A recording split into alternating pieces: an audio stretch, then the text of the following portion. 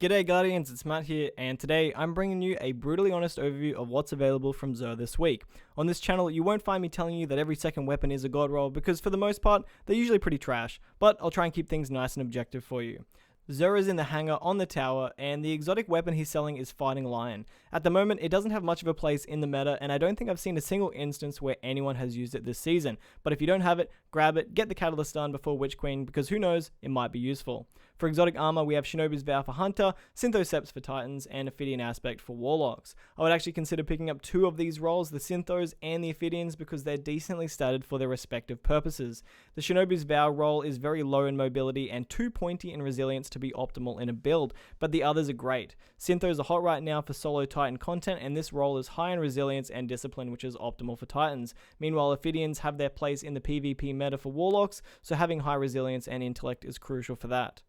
As for legendary weapons this week, Xur has been extremely kind. We've got the 7th Seraph Sidearm, which I would consider to be actually a 4 out of 5 god roll. It's got corkscrew rifling, full auto dragonfly, and a range masterwork. The only improvement that I could see is having accurized rounds or tactical mag instead of the appended mag that it comes with. The Gnawing Hunger is really close to being good, but it's not worth picking up. Even though the barrel and mag are nice and Rampage is always good, the third perk, Field Prep, is not good considering that it can drop with Subsistence, and having a stability or a range masterwork is better suited for Gnawing Hunger. This Nature of the Beast is absolutely doo-doo, and I wouldn't pick it up. It's not good in PvP because it can roll with things like Snapshot or Quick Draw and Rangefinder, and in PvE I'm not really using Vorpal Weapon on a 180 hand cannon.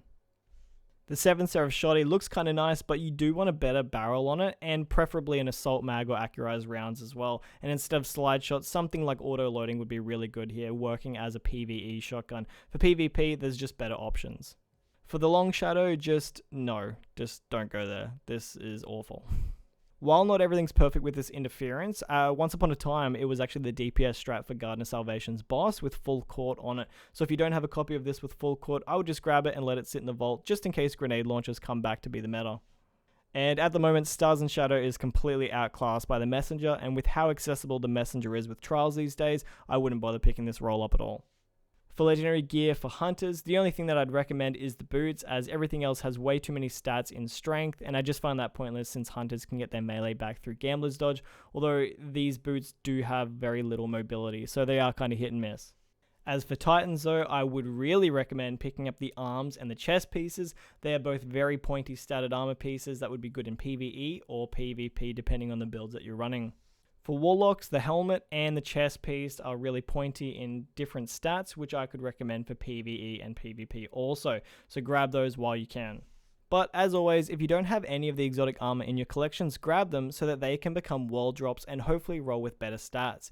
And for the legendary armor, if you didn't get a chance to get these sets in previous seasons, pick them up on each character so that you can transmog them into ornaments down the track if you like. As always, take it easy, Guardians.